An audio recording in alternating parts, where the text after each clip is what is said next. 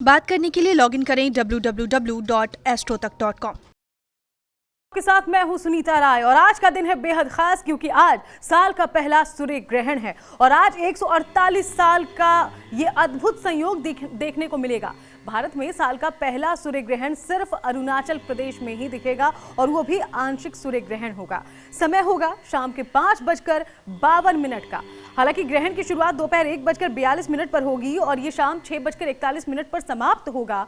और आज एक साथ 3 बड़े संयोग हैं, इसके बारे में हम आपको बताएंगे। लेकिन इसके पहले आज जो महापैनल हमारे साथ जुड़ा है उससे आपकी मुलाकात करवा देते हैं। हमारे साथ कई ज्योतिषी हैं। हमारे साथ हैं पंडित शैलेंद्र पांडे, हमारे साथ हैं प्रतीक भट्ट जी, हमारे साथ है भावना शर्मा, हमारे साथ सचिन शिरोमणि हैं, कमल नंदलाल हैं और करिश्मा कौशिक हैं। आप सबका बहुत बहुत स्वागत है। तो क्यों तेज एक महापैनल लेकर आया है आज के खास मौके पर, ये हम आपको बताएंगे। कई अहम सवाल जो इस वक्त आपके मन में होंगे, जिनके जवाब जानना बेहद जरूरी है क्योंकि आज का दिन कई मायनों में अहम है और आपके न सिर्फ बिगड़े काम भी बना सकता है, बल्कि अगर कुछ बात इधर उधर हुई तो हो सकता है कोई संकट भी आए। इसलिए आज बेहद सजग रहिएगा, तेज के साथ बने रहिएगा। और आज हम आपको ये बताएंगे कि 3 बड़े संयोग क्यों 10 जून की इस तारीख को यादगार बना रहे हैं। साल का पहला सूर्य ग्रहण तो है ही, साथ ही शनि जयंती है और वट सावित्री का व्रत भी है आज। और 148 सालों के बाद पहली बार एक ही दिन सूर्य ग्रहण और शनि जयंती दोनों हैं। पौराणिक मान्यता है कि सूर्य और शनि में पिता और पुत्र का संबंध है, लेकिन इन दोनों के बीच मतभेद की बात भी कही जाती है। तो आज इस महाग्रहण पर पड़ने वाले महासंयोग पर हम बात करेंगे और हम अपने तमाम जो हमारे ज्योतिर्विद हैं उनसे आपकी मुलाकात करवा ही चुके हैं और बताएंगे आपको कि ये महाग्रहण महासंयोग आपकी जिंदगी पर क्या असर डालेगा। शुरुआत करते हैं पंडित शैलेंद्र पांडे जी से। पंडित जी, आज के इस ग्रहण को हम महाग्रहण तो कह ही रहे हैं, 148 साल के बाद ये महासंयोग भी आया है, इसका कितना महत्व है?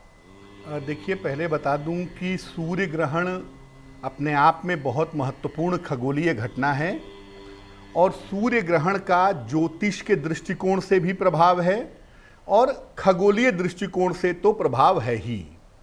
ये इसलिए ज़्यादा महत्वपूर्ण हो गया है क्योंकि ये ज्येष्ठ अमावस्या को पड़ रहा है और ज्येष्ठ अमावस्या यानी आज के दिन शनिदेव की जयंती भी है।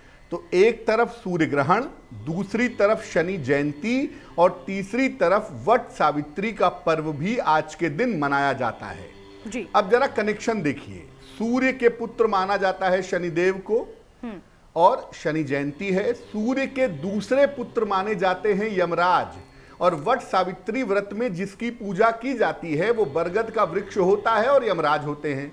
यानी ये कनेक्शन है सूर्य देव, शनि देव और यमदेव का।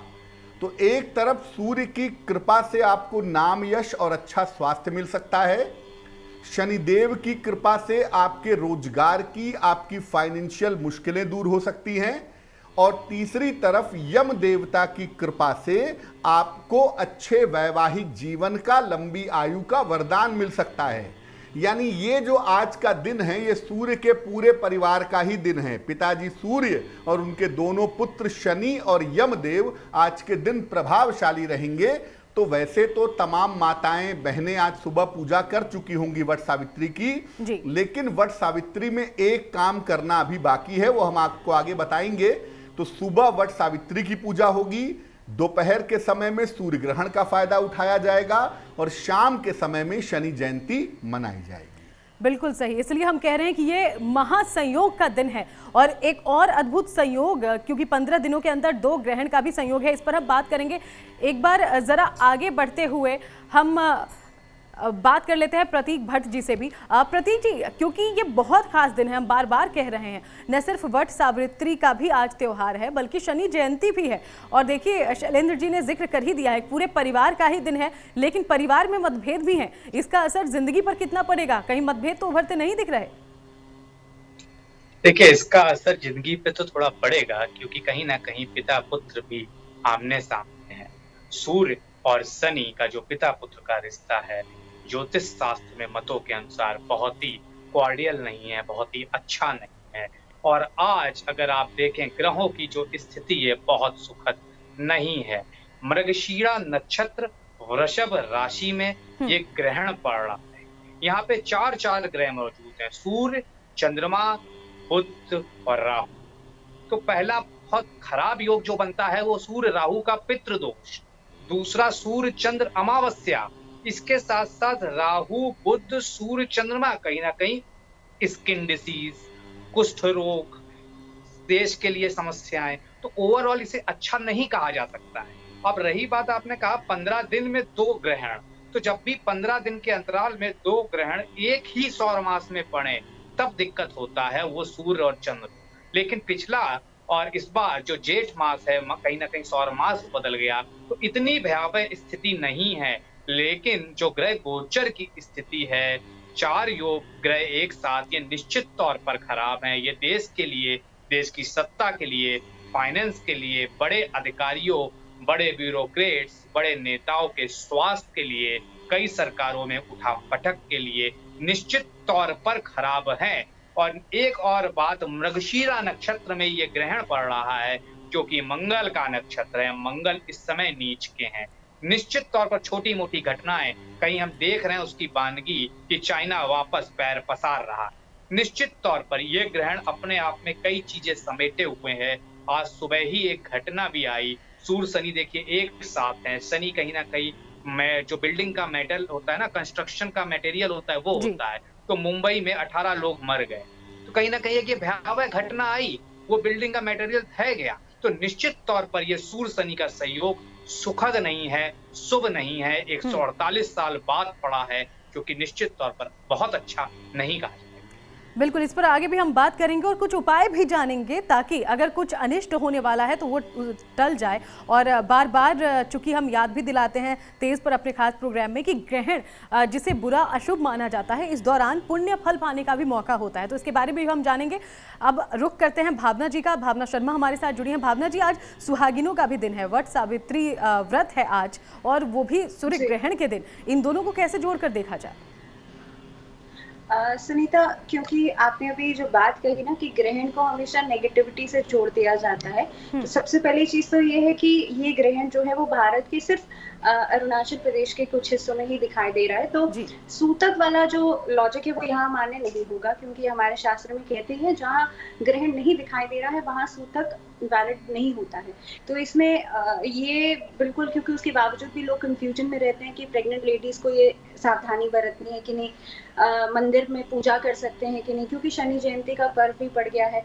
तो अगर हम वट सावित्री के व्रत के हिसाब से देखें तो सुहागिन स्त्रियां जो है वो व्रत भी रख सकती हैं। जो प्रेग्नेंट लेडीज है उनको कोई ऐसी सावधानी नहीं है कि आप सिलाई कटाई का काम नहीं करेंगे। मैं स्पेसिफिकली इसलिए बता रही हूँ क्योंकि उसके बावजूद भी लोगों के दिमाग में ये जो मिथ वाली चीज है ना वो रहती है। उसके बाद कहते हैं कि एस्ट्रोलॉजर्स ने ऐसे बता दिया, तो आपको ऐसा कोई डरने वाली बात नहीं है। अब बात आ गई ग्रहण की, तो सूर्य ग्रहण है, तो इसीलिए मैं इतना कहूंगी कि सूर्य के मंत्रों का जाप जरूर करें, क्योंकि देखिए ग्रहों की स्थिति, जैसे प्रतीक जी हमें बता रहे थे कि बहुत अच्छी नहीं है, ग्रह गोचर की स्थिति बहुत अच्छी नहीं है। तो इसीलिए आप सूर्य को बलवान जरूर कीजिए, क्योंकि सूर्य आपके लिए आपके कॉन्फिडेंस का कारक भी है, आपके विल पावर का कारक भी है, और जब तक ये स्ट्रांग रहेगा तब तक जीवन में कोई चीज भी आपके लिए खराबी नहीं कर सकती। तो चाहे आप प्रेग्नेंट हैं, चाहे आप प्रेग्नेंट नहीं हैं, आप वट सावित्री का व्रत करना चाहते हैं, मतलब कैसे भी सिचुएशन में है, मैं कह रही हूँ, या आपकी कुंडली में बैठा हुआ सूर्य अगर नीच का है, खराब है, ग्रहण योग बना करके बैठा है, तो कैसी भी स्थिति हो आप सूर्य के मंत्रों का जाप जरूर करें। ओम आदित्याय नमः, ओम भास्कराय नमः, आदित्य हृदय स्तोत्र का पाठ आप कर सकते हैं।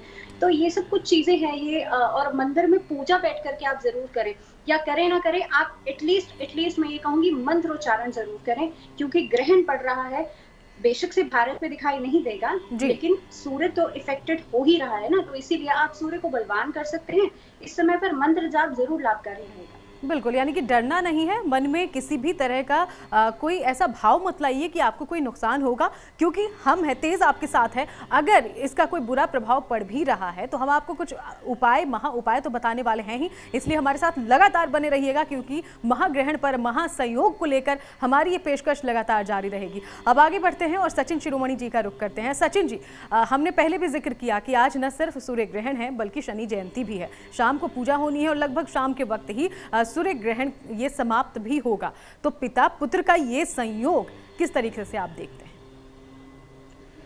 बिल्कुल, देखिए सुनीता, ये जो संयोग है, वैसे तो शैलेन जी ने बताया, भावना जी ने बताया, प्रतीक भाई ने भी बता ही दिया, ये जो सूर्य शनि का जो योग है ये बहुत उत्तम नहीं है। वैसे तो वैर विरोध का ये योग माना जाता है, और जब बात आती है कि भाई इस स्थिति के अंदर कौन से उपाय कर लिए जाएं, तो शाम के समय आज वट सावित्री व्रत भी है, शनि जयंती भी है, और शनि का जो प्राकट्य हुआ या शनिदेव जो है वो कर्म के कारक माने जाते हैं, तो इसी के साथ ही सरसों के तेल का एक दिया पीपल के पेड़ के नीचे जरूर जलाएं।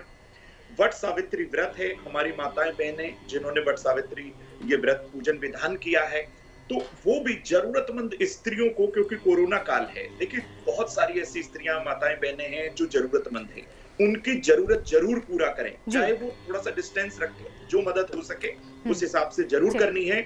और वट वृक्ष के नीचे भी आपको जो है, जितनी माताओं बहनों ने ये व्रत किया है, उनको एक घी का दिया अपने मन की कामना को बोलते हुए जरूर प्रज्वलित करना है। चलिए हम अपने आगे भी कुछ मेहमानों से बात कर लें। कमल नंदलाल जी हमारे साथ हैं। कमल जी, आप कैसे देखते हैं इस खास दिन को? जी देखिए सुनीता, सभी दर्शकों को पहले यह समझना होगा कि ग्रहण तो एक खगोलीय घटना है, बिल्कुल, और जब से सूर्य बना है तब से ही ग्रहण विद्यमान है, क्योंकि जो प्लैनेट्स है ना वो अपनी स्पेशल एक्सिस पे चलते हैं, उनके एक्सिस फिक्स है।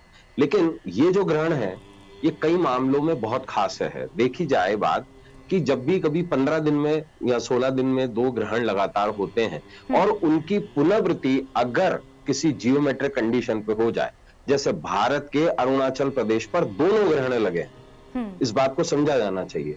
तो इसका इफेक्ट जो है ना रक्षा पर, आंतरिक सीमाओं पर बहुत ज्यादा आता है। जैसे पिछला ग्रहण जो था, चंद्र ग्रहण जो 26 मई को लगा, या ये जो ग्रहण है, ये दोनों ही ग्रहण चाइना पे, अमेरिका पे और भारत के कुछ एक स्पेशल हिस्सों पे बहुत ज्यादा प्रभाव डालेंगे। और मैदिनी ज्योतिष के अंतर्गत ये प्रभाव सीमा की सुरक्षा को लेकर बहुत ज्यादा समस्यावान एक महत्वपूर्ण पॉइंट आपने उठाया, इसके बारे में हम आगे भी डिटेल में बात करेंगे। बहरहाल करिश्मा जी का हम रुख कर लेते हैं। करिश्मा जी, आप इस महासंयोग को लेकर क्या समझ रखती हैं? देखिए, ये जो संयोग बन रहा है वैसे भी 148 वर्षों बाद बन रहा है, तो कहीं ना कहीं इस समय का लाभ उठाना चाहिए। हालांकि ये जो संयोग बन रहा है बहुत खास नहीं है, हर तरह से ये जो है कहीं ना कहीं परेशानियों का एक समय लेकर के आएगा, जिसकी वजह से हमें अभी भी हम परेशानी वाली स्थिति में ही गुजर रहे थे कोविड के चलते, तो आगे भी इस तरह की स्थितियां और भी बढ़ सकती हैं।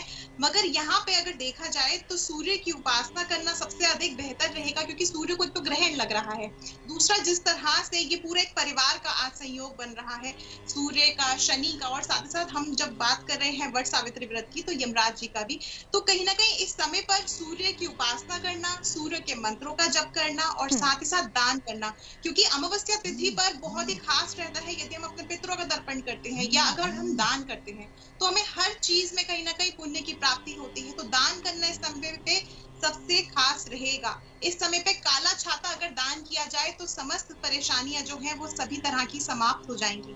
वहीं पे जो महिलाएं हैं उन लोगों के लिए भी खास रहेगा, व्रत कर रही हैं, जिस तरह से सूतक काल नहीं मानने दिए जा रहे हैं उसी तरह से व्रत भी कर सकती हैं, और व्रत को करते समय पूजा पाठ ही कर सकती हैं, तो इस दिन व्रत करना भी बहुत खास रहेगा। बिल्कुल, और व्रत तो शुरू कर ही चुकी हैं महिलाएं, बल्कि पूजा पाठ का दौर भी निकल गया है। लेकिन जैसा कि शैलेंद्र जी ने बताया था, कुछ खास उपाय भी है जो आज कर लेना चाहिए। इसके बारे में आगे हम जानेंगे। हमारे 6 के 6 खास मेहमान हमारे साथ लगातार बने हुए हैं। सूर्य ग्रहण पर शनि जयंती, साथ ही वट सावित्री का व्रत और ये महासंयोग कई तरह के असर लेकर आएगा, इसके बारे में आगे भी जानकारी